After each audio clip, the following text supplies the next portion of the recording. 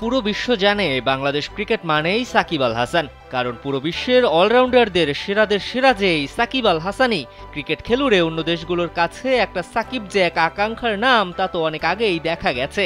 তবে সেই সাকিবকে কি মূল্যায়ন করতে পেরেছে বাংলাদেশের টিম ম্যানেজমেন্ট? এই প্রশ্ন তখনই উঠছে যখন ভারতের কাছে হেরে সুপার 8 থেকে বিদায় ঘণ্টা বেজেছে বাংলাদেশের। উইন্ডিজ কন্ডিশনেও টসে জিতে যে ফিল্ডিং নেওয়া যায় তা এই সাকিবের কাছে বড্ড অবাকই লেগেছে।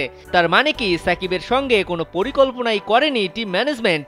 সাকিবের কথা তো সেই কথাই বলে। এরপর থেকেই তো প্রশ্ন উঠছে, তবে কি সাকিবের মূল্য ফুরিয়ে গেছে বাংলাদেশ দলে?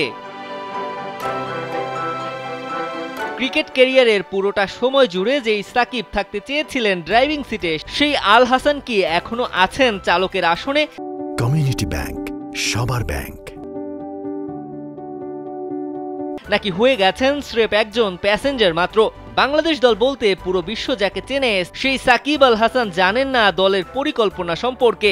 এর চাইতেও অবাক করা বিষয় হয়তো বাংলাদেশ ক্রিকেটে হতেই পারে না। টসে জিতে ভারতের বিপক্ষে উইন্ডিজ কন্ডিশনে বাংলাদেশ নিয়েছে বোলিংয়ের সিদ্ধান্ত। এমন সিদ্ধান্তে সাকিব বড্ড অবাকই হয়েছেন। ম্যাচ পরবর্তী সংবাদ সম্মেলনে সাকিব যে ফাটালেন সেই বোমা। টসের সিদ্ধান্ত ছিল অধিনায়ক ও কোচের একান্তই ব্যক্তিগত, সেখানে হয়নি সাকিবের সঙ্গে কোনো আলোচনা। তবে সাকিবের মত এই কন্ডিশনে টস জিতে যে কোনো দলই নেবে ব্যাটিংয়ের ভূমিকা।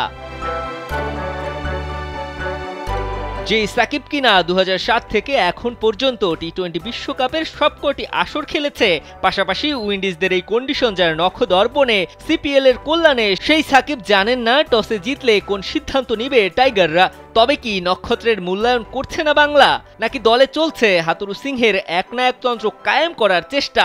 শুধু কি হাতুরু, নাকি সঙ্গে রয়েছে নাজমুল শান্ত? আর এই শান্তকে নিয়ে হাতুরুর যত পরিকল্পনা তা জানে না দলের অন্যতম সেরা তারকা। এ যেন মানাই যায় না। অভিজ্ঞতার মূল্য দিতে যারা জানে না তারা তো টিকে থাকতে পারে না। দলের সবচেয়ে গুরুত্বপূর্ণ ও অভিজ্ঞতার ঝুলি যাদের কাঁধে, সেই সাকিব ও মাহমুদুল্লাহর সঙ্গে আলোচনা না করেই কি তবে হিরো হতে চেয়েছিলেন অধিনায়ক ও টাইগার ক্রিকেটের কড়া হেডমাস্টার খ্যাত চান্দিকা হাতুরু সিংহে?